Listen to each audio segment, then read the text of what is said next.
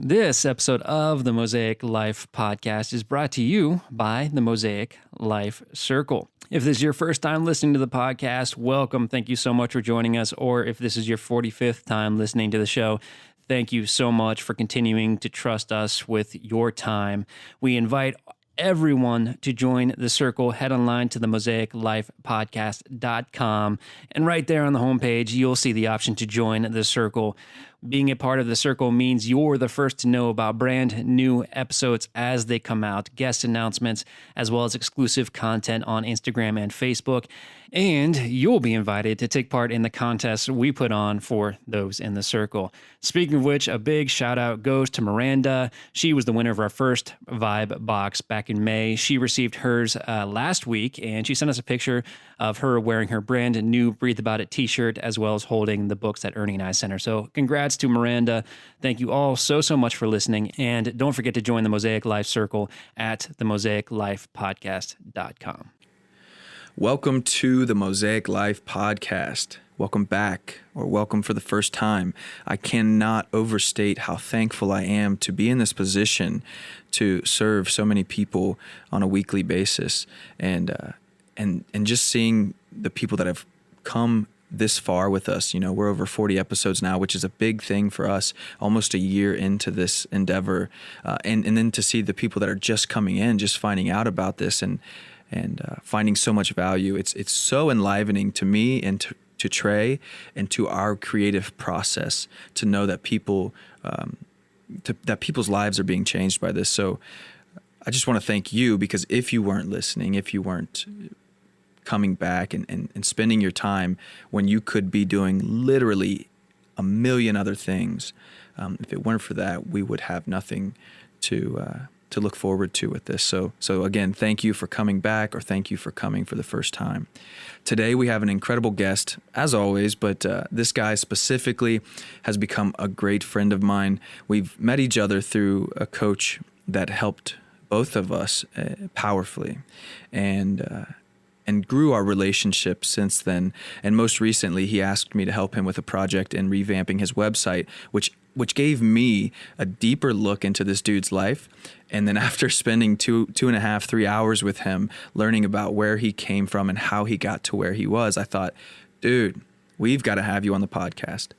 He had a business, his first successful business when he was 17. He used to get in trouble in school because he was on his phone running a business, and he now has a 6-figure coaching business.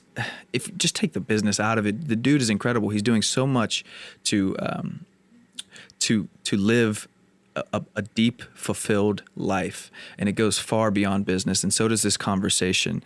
So without further ado, I want you guys to spend the entire hour or hour and 15 minutes that we spent talking to Tiago Buhr and listen to it and see how it might impact your life. Welcome to the Mosaic Life Podcast. Life is an art. Every moment a picture painted in time. The color, texture, lighting, all context.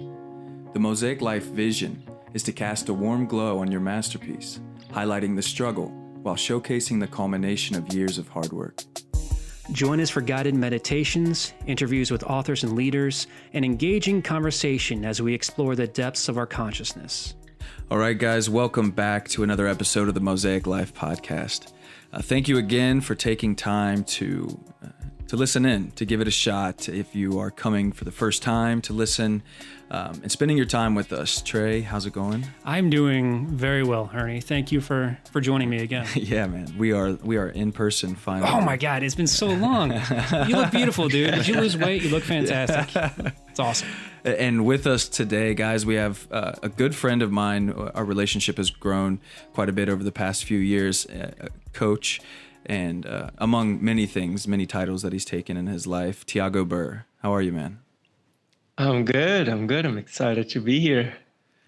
Yeah, we're glad to have you, man. So Tiago asked me to help him with a project that he's working on, redesigning his website, and we did a little question and answer session, actually quite an extensive question and answer session, to get different content for his work. And through that conversation, I was just like, holy cow. You know, you can know somebody, you can meet them, and you can have several conversations with them, but until you ask those in-depth questions, you don't really get the perspective of their life that that really encompasses a lot of what made them who they are. So after we had that conversation, I thought, man, we really need to get Tiago on here. So thank you for coming in, man, and we're excited to have this conversation.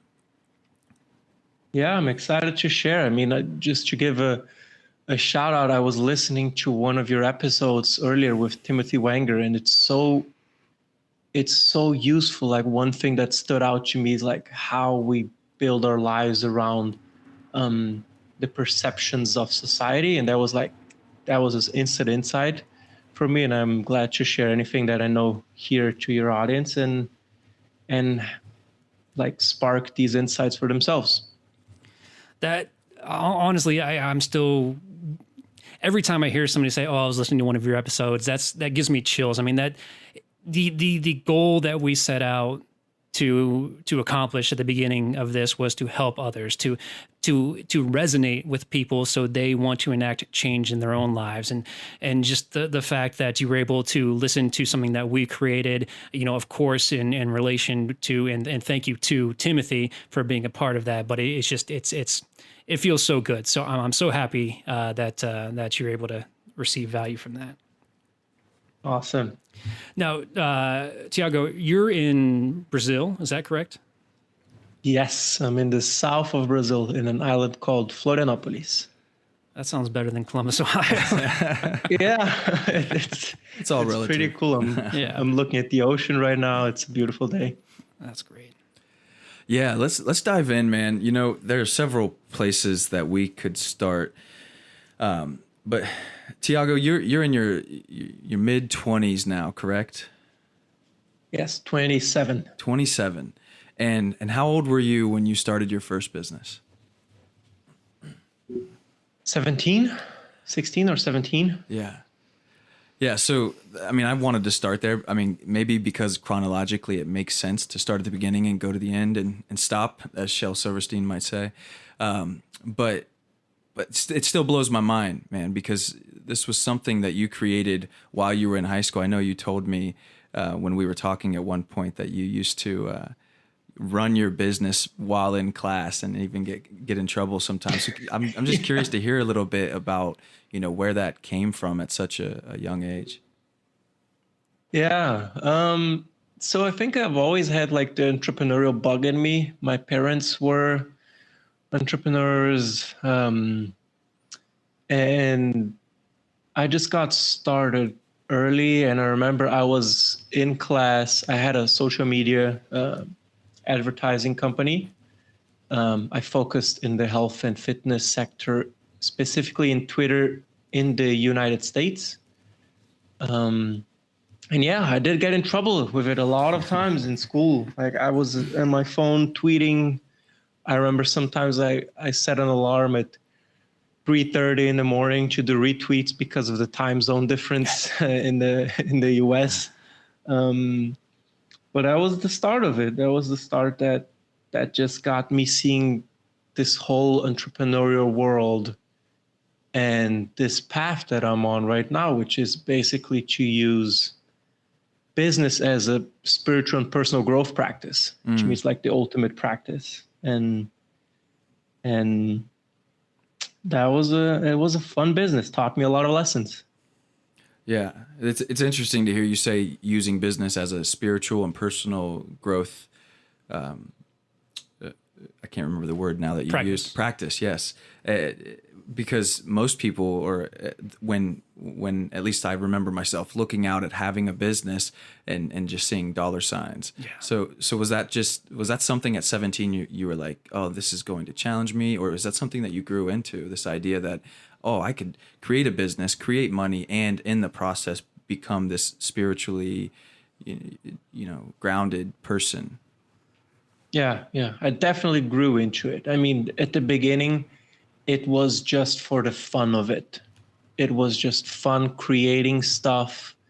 And it was fun also.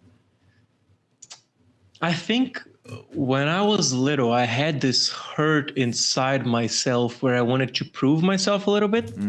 So I remember people telling me like, oh, this is never going to work. Like you're tweeting and gathering followers. Like how is this going to work? And for the first 6 months, I didn't make a penny out of it.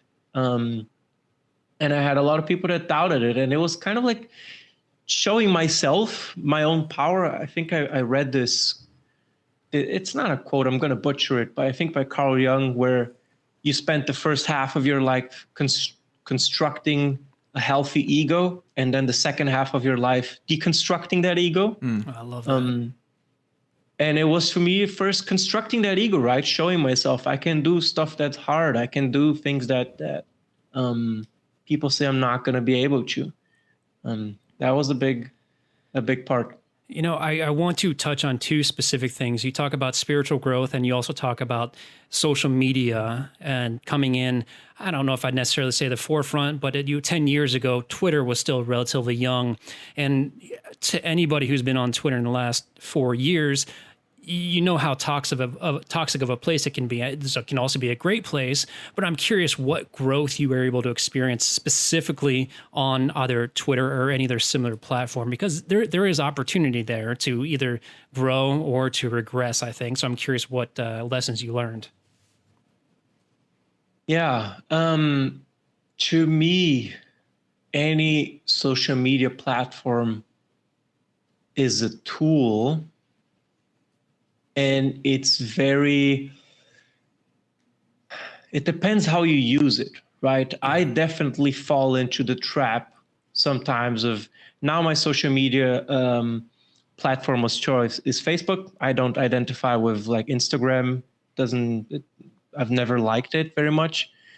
But like once you get scrolling down the feed, I definitely get into comparison mode. I get into thinking, oh, how people's lives are awesome and mine isn't.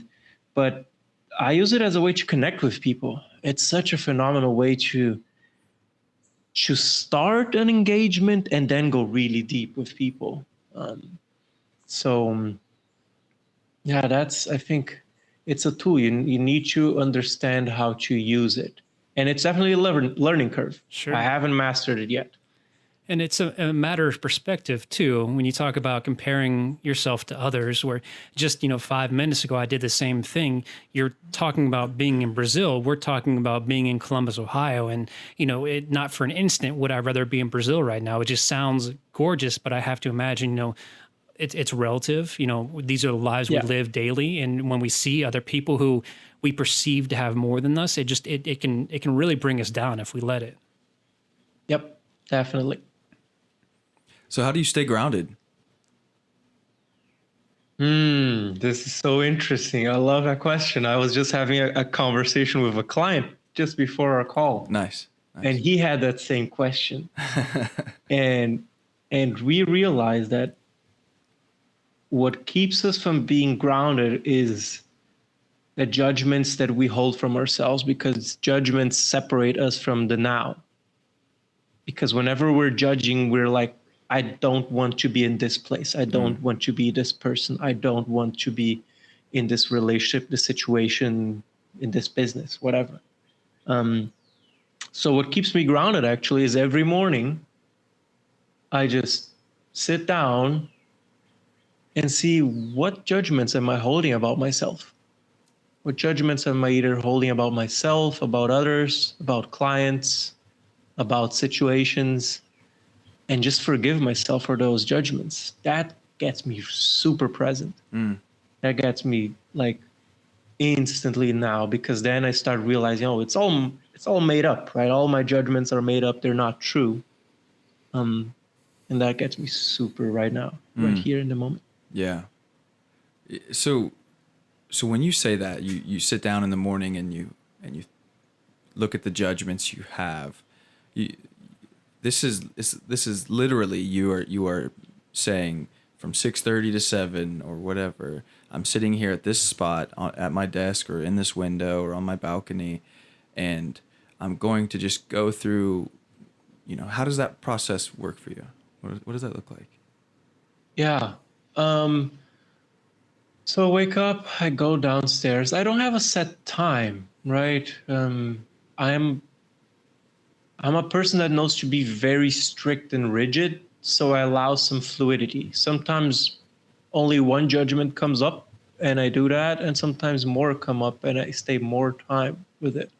But I do that whole Ho'oponopono practice of going within myself, seeing the judgments and going like, I'm sorry that I'm holding this judgment. Thank you for allowing me to see what I have to clean inside me. Please forgive me for for creating this in my life by the energy of the judgment that I hold about it. And then finally, I love you, I love myself, or I love others. Um, and just see like little things that come up, because they're the things that I feel keep us stuck in life and in business. Yeah. Yeah, that's an extremely powerful practice. I can't say that I've done that in regard to judgments, but I do it quite often in regard to stress and anxiety. If I catch myself being anxious or stressed out about something, I will consciously run down the checklist in my mind to say, hey, what is it that we're stressed out about right now? Oh, is it that, website that you owe the client tomorrow, but you're not done with it yet? There's not really a real reason to be stressed out about it yet. So just give yourself a break and consciously acknowledging what it is that is bothering me and realizing that it's not nearly as bad as I'm making it out to be in the essence of myself. It's so relieving to do that practice. Yeah. Because like I have this fundamental belief, and this is also like my path and what I help my clients do. I think life can be fun, it can be easy, it can be highly profitable, but we get in our own way, right? We get in our own way with our thinking. We get in our own way. Just as an example, to get this from the concept level to the practical level. I've always had this idea. I wanted to grow my business by being on podcasts. I'm doing this right now. And I had this judgment, man, I don't think this is going to work. Like this, what if it doesn't work? Well, I'm already getting myself in the way. It could be super successful. It could be like one of the best things that I've ever done for my business and for my life. So I just forgave myself for that judgment and said, I'm going to test it. I'm going to experiment with it. I'm going to try it out. And that time of implementation of new things that you can do in your business, it shortens the cycle very much. Yeah, I love it. Can you jump into that, Tiago? Because we'll take a big leap from 17 years old to now what you're doing. And we can always revisit the in between, because I know there's quite a bit there. But what is it that you do for people? So I'm a coach, and I help entrepreneurs, visionaries, leaders create a business in life that's, as I said, like easy, fun, and profitable. People that want to make an impact, right? People that are really, I love helping people that just want to do good in the world. And they want also to do good in the world, not only by the activities of their business, but who they're being while they run their business. To me, it doesn't really matter like if you build 500 schools around the world, but you're having a miserable experience of life. Yeah. So I help people connect into this being mode. Because from that, when they're being this loving version, this powerful version of themselves, then business and life becomes simple, easy, and profitable and fun. So what's that look like? An entrepreneur comes to you and says he wants help. What does what's that process look like? What's that growth practice look like on both of your ends? Yeah. Let me see if I can, because it's always a little bit difficult to explain the work. I think it's easier to bring an example. I have let's say I've had a client and he was an architect, and he builds these big complexes, these big storage buildings. And he did one where it was, I'm going to talk in meters, not in feet, because I don't know how much it is in feet. Unacceptable. 3 feet is what usually a meter. So he was building this big complex. It was 120,000 feet, square feet. And he said, oh, I'm just going to give $1 discount for every square feet. I'm going to keep it in square meters. So I'm just going to give $1 discount for every square meter, just because of the financial situation that Brazil is in. And I was like, wait. So if you give $1 discount, that's $40,000 less that you're earning. She says, yeah. Where have you got the information that Brazil is in a financially bad situation? Oh, the news and the government and the media and everything. I said, well, yeah, that may be true, but are you open to it not being true? So like, what do you mean? I said, propose your original offer to your client without that discount and see if that person is in. And he did. And the client said, I'm in, paid in full. So just that little shift of questioning the truths that you hold inside yourself allowed him to make 40,000 more. Right? It's those little things, those questioning those little things that we just assume are how life is. I think that's the biggest part in how I run my business and how I run my life, honestly. Yeah, man, that practice for sure. I learned it through, Byron Katie's four questions, the work as she calls it, this idea of questioning that something is true, and it just like naturally happens in our mind. Oh, this pops in. Well, they said this thing because they think this other thing. And then it just becomes a truth for us. And then everything that we believe about that person is revolves around this truth, or everything we believe about what's possible for ourselves revolves around this truth. And by going through that type of process, I can personally say it's completely shifted every part of my relationship with my kids, with my wife, and allowed me to make more money than I've ever made. So I can only imagine the type of impact you're having on the many different people you work with. Yeah, and as I know you, Ernie, like you're a testament to this, right? You do this deep inner work within yourself. From all the conversations that I've had with you, we've known each other for what, 3 years now? I think so. Something like that. Yeah. You're always going deep, and I love that. And you're always dismantling these truths that are imposed. Love that. I appreciate it, man. Honestly, that's why I chose him as a podcast partner, because he I mean, honestly, then the best compliment I can pay you is that you really dig into somebody's motivations and why they make certain decisions and how they feel about them, and that forces me to be the best version of myself. And we go back and forth on this all the time, but I truly appreciate it. Yeah, I mean that's why we are all in the. I imagine, and Tiago, you can speak to this yourself, but surrounding ourselves with people that are in that place that we are in, and or moving towards the place that we want to be, or are in that place that we want to be, and just creating this environment around us that feeds, what we're looking to create. So yeah, it's good to hear. Yeah. Yep. Yeah, you actually, Tiago, that's funny that now this is coming up. You actually host an entrepreneurial dinner, a regular dinner meetup, right? Yes. I do once a month. Tell me more about that. That's I am curious.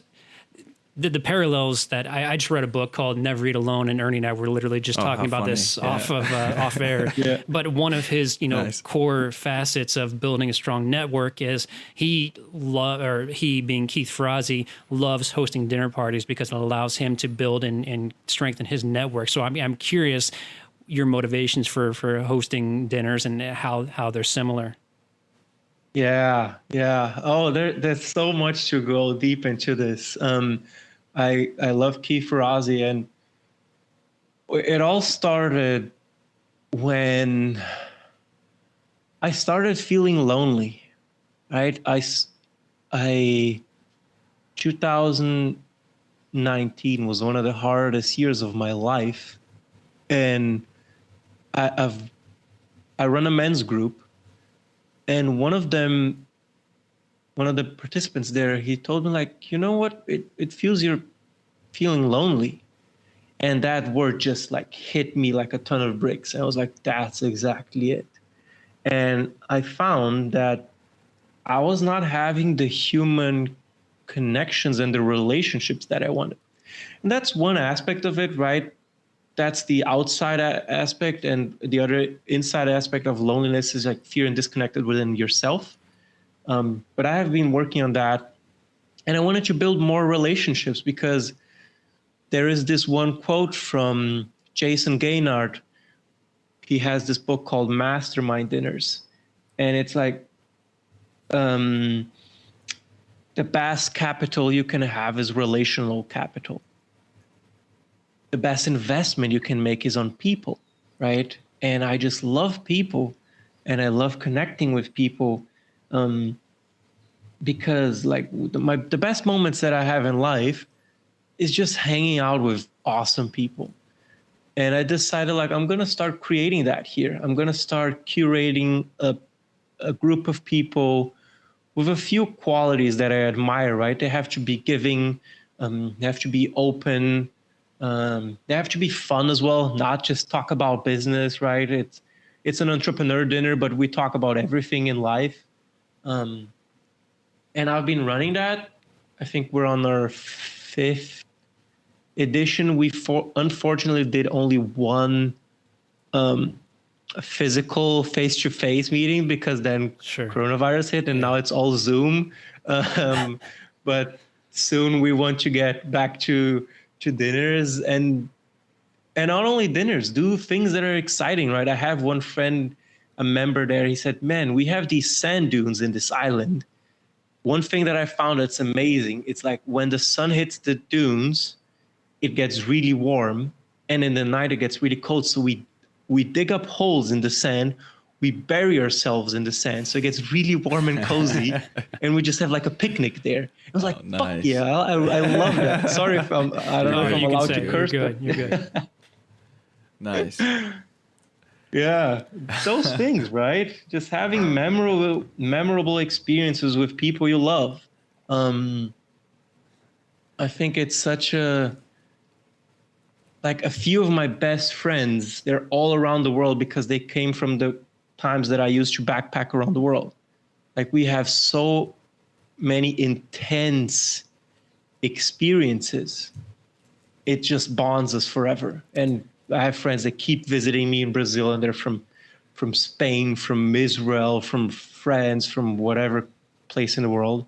Because it's so important, right? Community is such an important thing. I think there was this study in a TED Talk. I think it's the longest study on happiness, and the number one factor that determined people's happiness was the warmth of their close relationships. And I feel in a world today, it's kind of easy to get connected through Facebook or whatever and just send a message, but just sit down, invite somebody to your home, have dinner, go on a hike or something, it's getting rarer. Yeah. That's also like a part of my business. Whenever I start work with clients, they fly into Brazil because I need to meet them face to face, right? I need to have this close connection to people. It's something that really feeds me. I love that. And I'm sure we could talk about this for the next 3 days, but I want to, I want I want to give you the opportunity to dig into your travels around the world, because you started your first business, you sold it, and then you used that money to backpack around the world. And I mean, I'm sure there are just the pages and pages of stories you could tell about what were some of the most amazing things you learned, just seeing other cultures, seeing how people live, seeing the struggles they go through. Just what did you experience with that? Yeah. To me, travel is one of the best investments you can make. Like, I have this vision in my life to live in a different country between 3 and 6 months every year. 2 years ago, it was a month Indonesia. Last year, it was 2 months Europe and a little bit of the United States. This year, we wanted to go to the north of Brazil because we don't know much, but our plans got a little postponed because of the virus. But I think some of the best memories that I have is just when people are traveling, they're so like full in love with everything, and they're so curious about life, right? They have such like, oh, let's explore this little alley. Let's explore this street. Let's go to this restaurant. Let's have this experience. And this just created amazing memories with people. Yeah. I love that. You know, something that's coming up for me, as I feel like we could have, we could record an episode on you talking about business, and we can record an episode also of you talking about the things that you've done and are currently doing that have nothing to do with business. And there's this pervasive thought that I even have trouble shaking. Like when people say it to me, it still kind of rings true. And it's this idea that if you're starting a business or building something, that you have to be, 110% focused on that thing, and that there's a lot of sacrifice in your life if you're going to make that thing successful. But I don't necessarily, and maybe that's true for you, but I don't necessarily hear that. I hear that there's this strong balance, and I'm just wondering if you could speak to that. Yeah. Is it allowed to curse? All the time. Oh yes, absolutely. Be who you are. Yeah, man. Fuck no. Fuck no, I don't subscribe to that. I was I grew my coaching business to 6 figures, and then I wanted to grow it to 7 figures. It just sounded like fancy and the next step, right? Right now, it's not my goal anymore. But at the time, I said, okay, if I want to do that, let me just learn from people who have done it. And I started interviewing 7-figure coaches and started having conversations with them to say, hey, what's different, right? Like, what's different to a 6-figure business? Like, what have you shifted? What do I need to learn? What skills do I need to create? What beliefs do I need to let go that got me to the 6-figure point, but are hindering me from the next step in evolution? And one of them, she said, it's very, very hard. And I immediately was like, nope, I don't believe that. I'm not going to tolerate, and I'm not going to accept that, because if I say, oh, okay, it's very, very hard, I'm going to create a reality for myself, and I'm going to create this business, but it's going to be very hard. So no, I believe, and my core belief is actually that growing your business should become even more easy and even more fun and even more aligned. And I think that's harder than growing a business the hard way, because it requires a lot of deep inner work.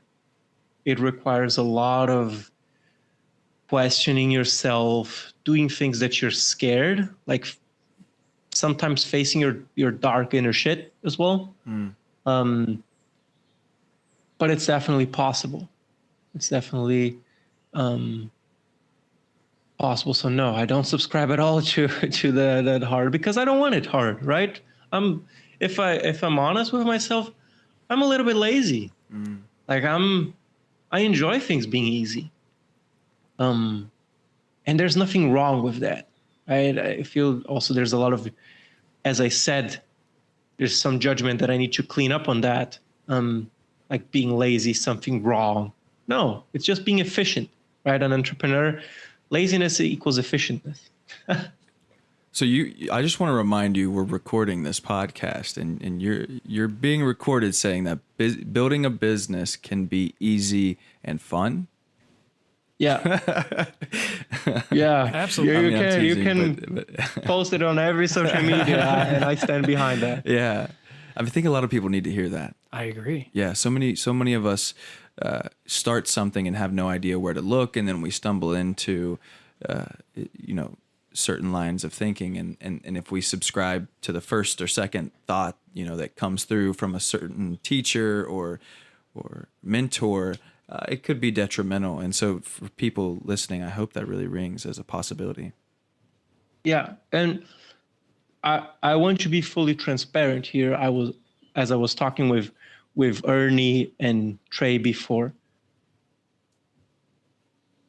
I don't want to give the perception that everything is like rainbows and unicorns, Right. that everything is easy and business flows 100% of the time, and I have a stream of clients flowing in. And no, I mean, there are parts in my business and in my life that are hard, that I haven't figured out, that I am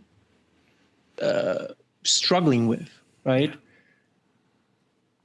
And I think they're always going to be, and it's part of the journey, right? It's not judging these parts as something wrong. It's just, okay, if it's hard, if it's not flowing, what needs to shift here? Is it any behavior that needs to shift? Is it any way of operating, any way of beingness that needs to shift? But I just want to be full transparent. Like it's not fairy wonderland over here. Yeah. I agree with you. But I can say, and I've said in this podcast before, the worst day of being an entrepreneur is better than my best day of working for somebody else. And I know that's not the case for everybody, but for me, becoming self-employed was the single best decision I ever made for myself. And I want to look back for a moment, but you're absolutely right. You are responsible for every facet of your business, from invoicing to developing business to doing the actual grunt work. I mean, it is a lot of work, and you're absolutely right. It's not all rainbows and butterflies and all of that, but you put in the work, you create those systems and processes to make it easy, to make it efficient, and you're going to be thankful for that you made those decisions. Yeah, that's exactly right. Yeah.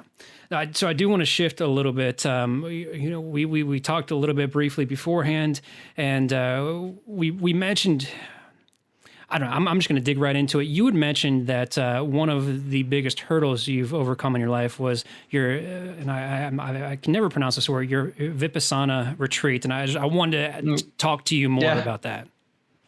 Yeah, it's a Vipassana retreat. Vipassana, okay. Vipassana is essentially a form of meditation, and a Vipassana retreat is a 10-day silent meditation retreat. You wake up at 4:15 or something, and you meditate around 9 or 10 hours a day for 10 days. And you have like zero contact with other people. You're in a group with more people, right? But you're instructed not to communicate with them, any sign language, look down, like you're in this alone. And it was by far the hardest thing I've done in my life. I say that like I came into it a boy and I left being a man, because first I had an extreme feeling of loneliness there, where I didn't have anybody to call and tell about my troubles, right? And to ask for support. I had to figure that out on my own. And that was super difficult. And the second thing is, I thought I had somewhat of a dominion or control over my mind, and I had a somewhat like healthy mind state.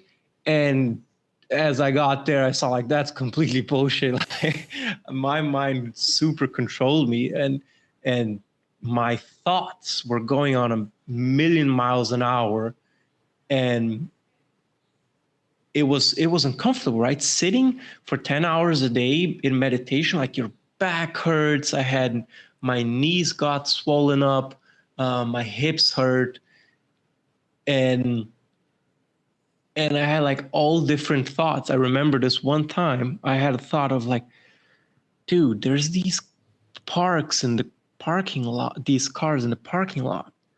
What if I went to one of them, got the wiring out, and just cut the wiring and perhaps started a fire in the cars? Then they would have to cancel the retreat. It's like it's at that level that I was. I'm sorry to laugh because I mean but it's kind of comical looking back at it. Yeah, it is. And I was like, oh my God, like this is so hard, right? But you were having that as a rational thought, in this moment of trying to think of ways to get out, or maybe not rational, but a thought of, down the thinking of, I got to get out of this. It's so tough.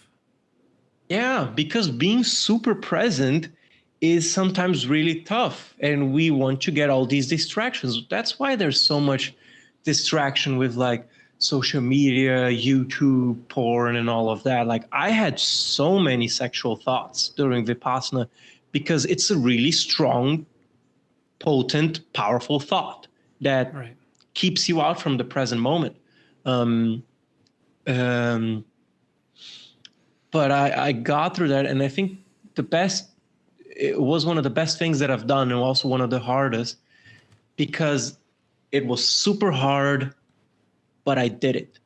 I finished it, right? And it's so healthy for yourself to set out something that's very hard to do, and then complete it.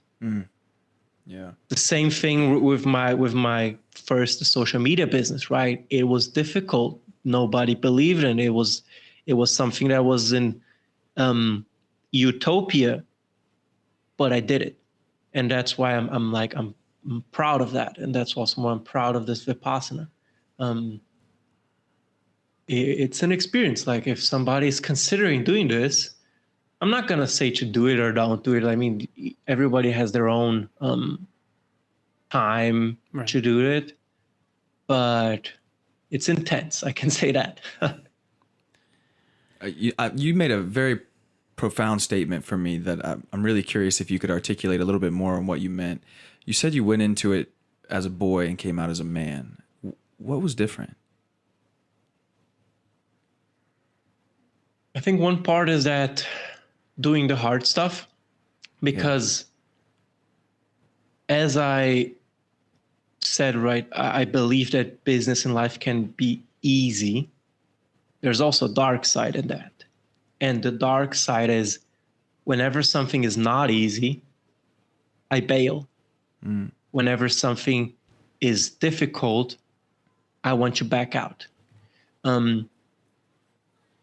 And while building a life and business that is easy, it also serves up until a point. If you go too much to the extreme, it's actually detrimental. So to me, the Vipassana was hard, and I've done it. So it counterbalanced that easiness that I always wanted to build in life. And the second thing is, I feel as a man, one of the most powerful, I don't know if it's a skill, and Ernie, you can definitely talk about this because you've done like that embodied leadership training. I think one of the best skills is presence. It's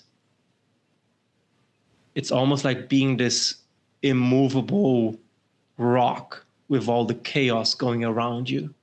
And Vipassana definitely helps you create that skill, because in there, the main teaching is everything, the law of impermanence, everything is impermanent. Your joy is impermanent, your pain is impermanent, your pleasant feelings are impermanent, your unpleasant feelings are impermanent. And just building this state of equanimity towards it, of knowing that everything will pass. Because if we only want to go towards the pleasant feelings, that's also a trap, right? Because whenever you're not feeling a pleasant feeling, you're like, oh man, I wish I was in a different place. So you don't get present again. Yeah. You know, speaking of unpleasant feelings, a theme that has come up a couple of times as part of this conversation is the loneliness. You mentioned that during your retreat, and you also noticed that some of your men's group had pointed it out about how they were feeling you felt. And you know, aside from the dinners, I'm curious how you coped with that, how you created change in your life to make it so you weren't feeling those things anymore. And also, you know, what practical advice you may have for people who are, especially this year when people have been sequestered to their own homes, you know, how people can find that, I use companionship in very loosely, but to find that sense of community, that sense of belonging when they are as far away as they've ever been from, you know, the people they care about. Yeah. I think the first step to recognize is that it's a hard time right now, right? And we have these means of connecting via Zoom or any virtual meeting platform, but it's also not the same thing as one-on-one, face-to-face, right? And right now, we do have to hold back on that. I mean, I was in the beginning, when the coronavirus was starting, I was like, this is just sensationalism. This is just people handling out of fear. But right now, I think, no, there's a sense of like social responsibility towards it. Sure. But while that's not happening, I think if you're alone at home, just cultivating a lot of closeness within you. And there's an excellent TED, it's not a TED talk, but it's an hour-long presentation about loneliness by Teal Swan.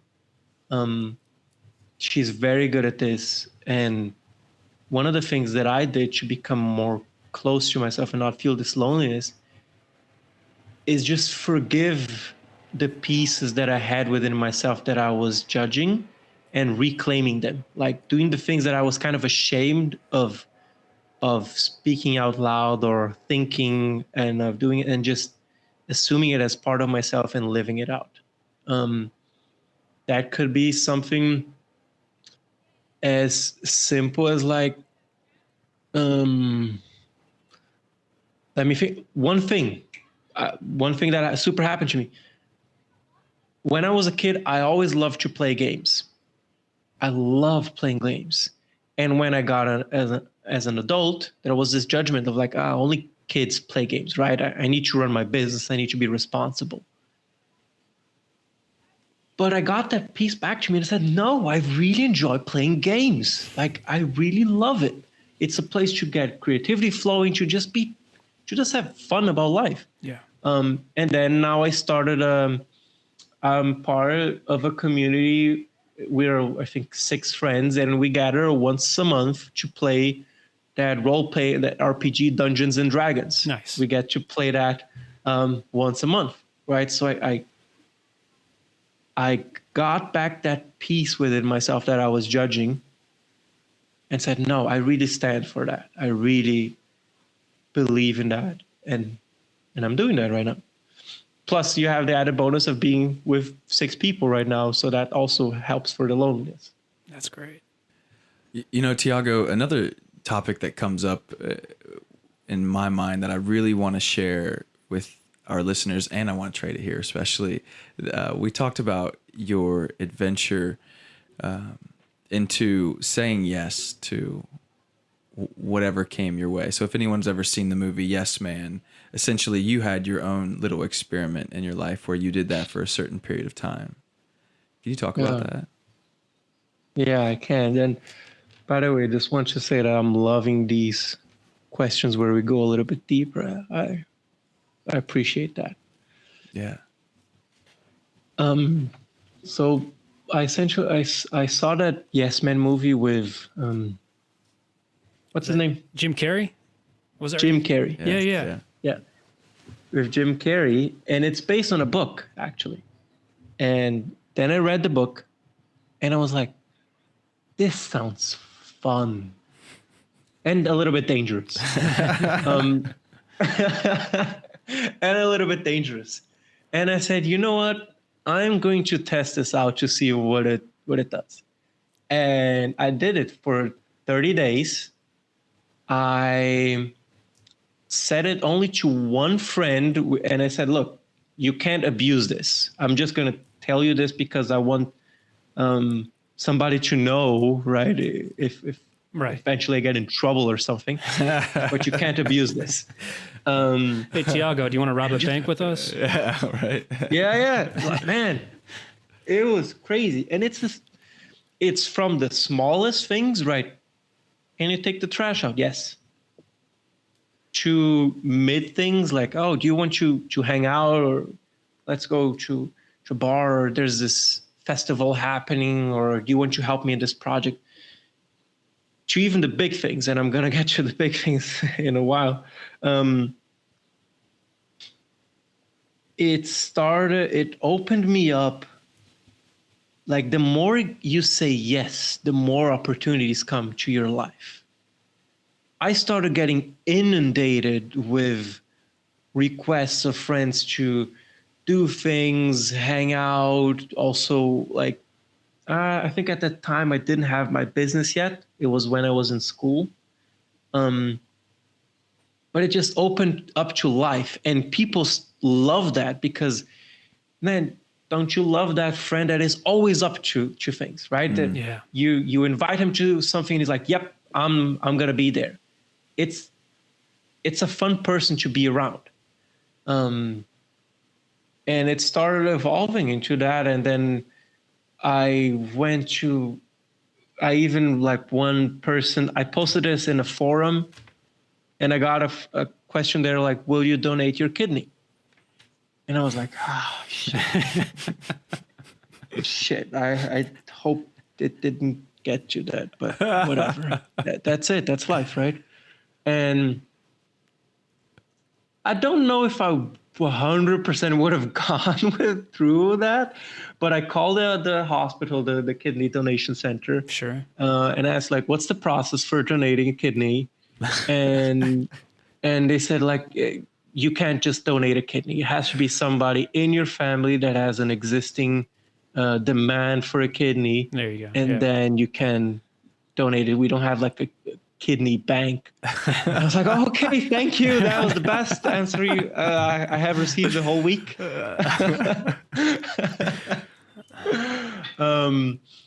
Yeah, I don't know if I would have gone through with that, but I called them. And I think that the main lesson from that was just being more open to life, right? Exploring paths that may seem they won't bring you to your desired results, but just being open to life. Love it, man. I do too. Hey, what was that book called? I think it's the Yes Men. Okay.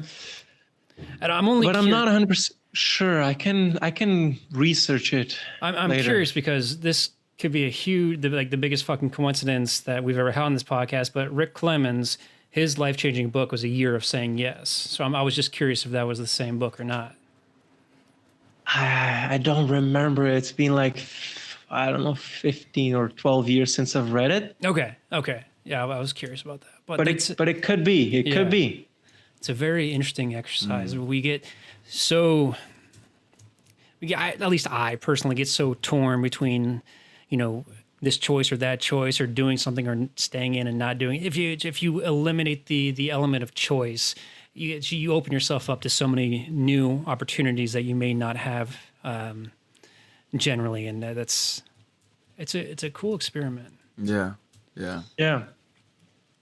I was talking with Ernie about this. Like when Ernie interviewed me for the website, he asked like, what are some of the best books you've read? And one of them is The Untethered Soul by Michael Singer. And I think the premise of the book is just not being so attached to your preferences. Yeah. And I feel that if we only do the things that like we want to do, it almost comes from this desire to control life. Well, I'm going to do these exact steps and these exact actions because I want this exact result in my life. And I want to kind of like control life in this manner so that when I have this desired and controlled life, then I'm going to be happy. That's not at all how life works. Right? That's not at all. And I fall into that trap constantly of trying to control the results that I want to have. But it's almost as if life is like a garden hose, and the water that flows out is just the spirit of life. And when you want to control it, you step on the hose and you stop this flow. And I think it's a balance, right? You control a little bit. There is an element of like, I want this, I want to create in this direction, so I'm going to take these actions, but also being open to surprises, being open to what if this direction that you're in, what if you went through a totally opposite direction or something completely different and it was much, much better than you anticipated? Yeah. You know, that's a very interesting way to look at failure as well. I'll speak for myself in that I've dealt with it a lot, especially over the last couple of years, only to realize once removed how much of a blessing those failures were, how much I learned, and how much better off I am now that I'm working for myself, or I did this or that. And the pain that I experienced was just a conduit for me to learn and become a better person. So that certainly resonates with me. Well, Tiago, Ernie and I both truly appreciate your time. And, you know, one thing, we've mentioned a handful of great books so far today, but one thing that we love asking before wrapping up is if you could name just one book that you can credit with changing your life, what would that book be for you? Without a doubt, The Power of Now by Eckhart Tolle. Mm-hmm. You know, I've never 100%. read him before, and I'm curious if you can just, you know, tell us what that book meant to you. Yeah. So if you've never read it, I recommend listening to it because it's Eckhart himself speaking. And I've read that book many times, heard that book many times. I never really listened for the content. Right? I listen for who he is being while he speaks what he says. And what really resonated with me the most, I had a bliss experience where I stayed for like 6 months in trance almost, in total bliss, 100% present. It was just this truth that everything that you create in your mind and your life is made up. The only thing that really matters is right now. And not right now as a concept in space and time, but it's almost like that space before thought, that space before time, that space before anything. where it's just like this total consciousness, this total awareness. Because if you really connect to that, and you can be $1 million in debt, you can have a failing marriage, you can have you can be in a cell in prison, and you can be one of the most blissful people ever. I think that really points to that direction. It points to that truth that you are okay, right? You're 100% okay in this present moment. So I always get back to that whenever I feel I get out of my center. I just go back to this truth. I just go back to this present moment. So that's the book I would recommend. Man, I think I could listen to you talk all day. Very thoughtful, and I think it's the Brazilian accent that helps. Yeah. You know, we usually end with that question, but something else is still on my mind, and I just want to see if you have some insight to glean on it. You know, we didn't get to touch on a lot of it in this conversation, the amount of work you've done personally to get where you are, whether it's, you know, spiritually, mentally, or in your business. And you've worked with a lot of engaging leaders, a lot of powerful people in the world. And I imagine the people that are listening to this podcast in particular, and podcasts like it, are out there doing the same thing, looking for the right people to bring into their life so that they can, you know, get their next big insight. And I'm curious, how do you feel into who you choose to bring into your life in terms of in mentorship or leadership in your life, somebody who you can look up to and somebody that can guide you? How do you choose somebody there, or a program or a specific realm? There are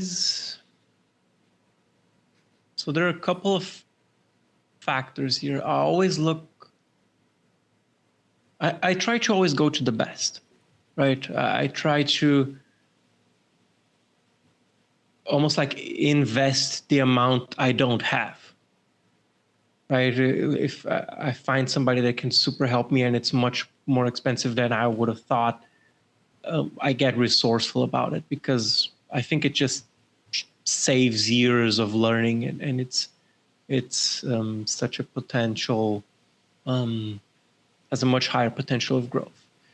But I think while that's one aspect, the other aspect is it's almost like an intuitive feeling, because there is a talk by Frank Kern. He's a well-known marketer.